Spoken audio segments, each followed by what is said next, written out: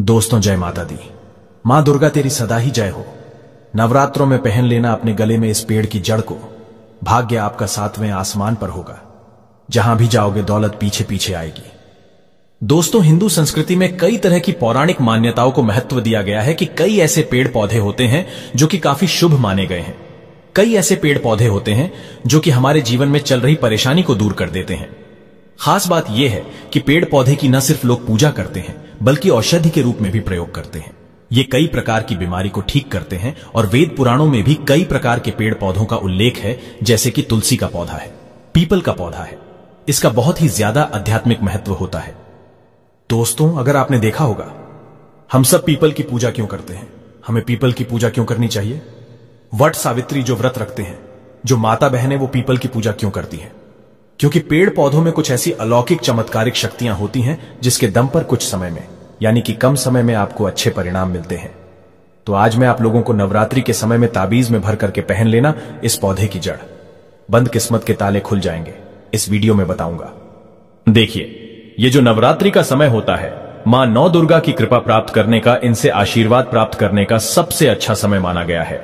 जो व्यक्ति रिद्धि प्राप्त करना चाहते हैं, सिद्धि प्राप्त करना चाहते हैं, शुभ एवं लाभ को प्राप्त करना चाहते हैं, धन धान्य की कामना हो, धन धान्य से समृद्ध होना चाहते हैं, आरोग्य की प्राप्ति करना चाहते हैं, अगर आप चाहते हैं आपके जीवन से दुर्भाग्य दूर हो जाए, कीर्ति की प्राप्ति हो, शांति की प्राप्ति हो, आपको मान सम्मान की प्राप्ति हो, तो आप एकदम सही वीडियो में आए हैं।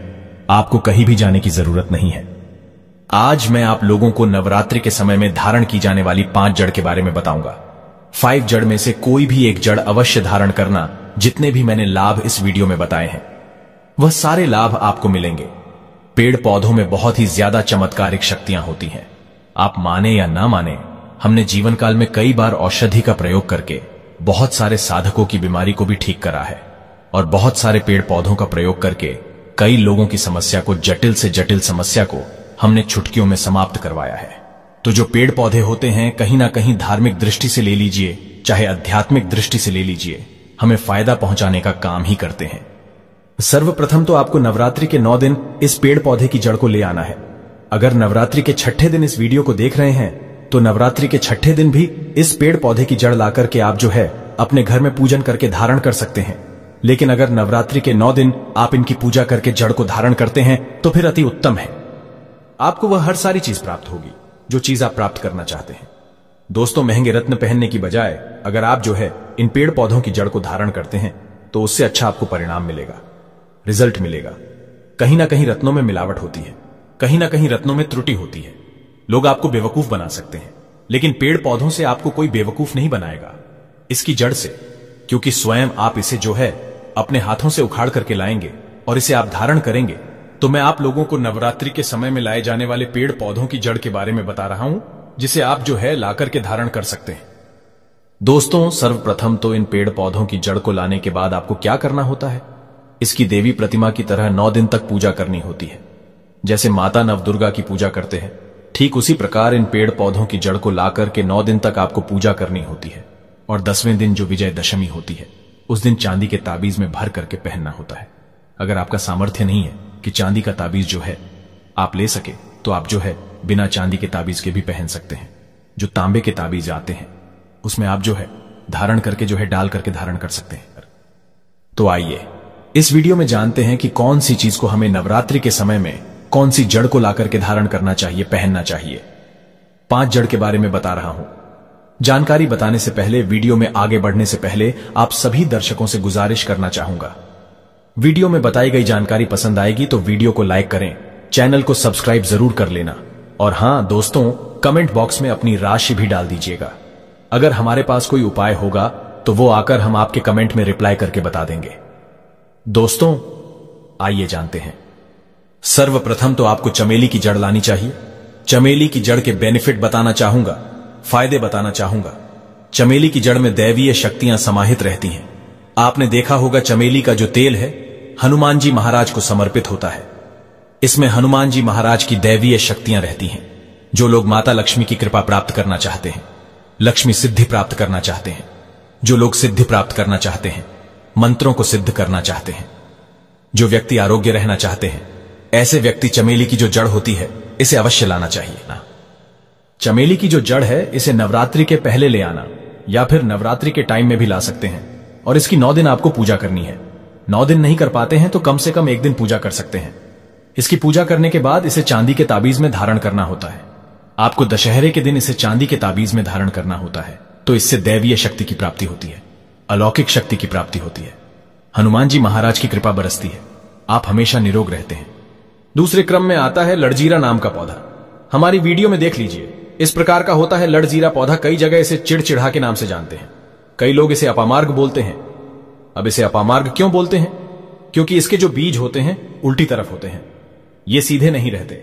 आप में से अधिकतर जितने भी लोग हैं बीज देखे होंगे, फल के वो सीधे तरफ होते हैं लेकिन ये उल्टे होते हैं, इसलिए इसे अपामार्ग कहते हैं, अर्थात ये दुनिया से उल्टा चलता है। अपामार्ग का संत महात्मा लोग सबसे ज्यादा प्रयोग करते हैं।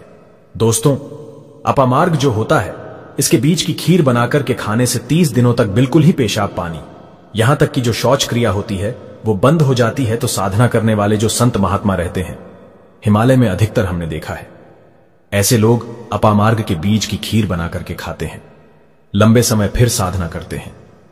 इन्हें खाने के बाद भूख है, प्यास है या फिर एक प्रकार की शौच क्रिया नहीं सताती, तो इसे कब पहनना चाहिए, कैसे धारण करना चाहिए? तो नवरात्रि के समय में 10वीं तिथि में आपको इसे धारण करना होता है। इसके धारण करने के बाद यह शत्रु का नाश करता है। और एक खास बात, जो लोग जैसे वशीकरण प्राप्त करना चाहते हैं कि सभी लोग उन्हें देख करके सम्मोहित हो जाए, उनके चेहरे से नजर ना हटाए, उन्हीं की बात माने तो ऐसे व्यक्ति जो चिड़चिड़ा है, अपामार्ग है, इसकी जड़ जरूर धारण करें।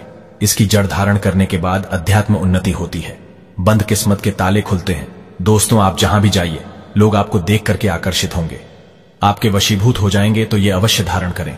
इसे पहनने के बाद जो नवग्रह की पीड़ा होती है, नवग्रह में से किसी भी प्रकार के जो ग्रह है आपको गलत परिणाम दे रहे हैं, गलत फल दे रहे हैं, तो गलत फल देना बंद कर देते हैं, स्थिर हो जाते हैं।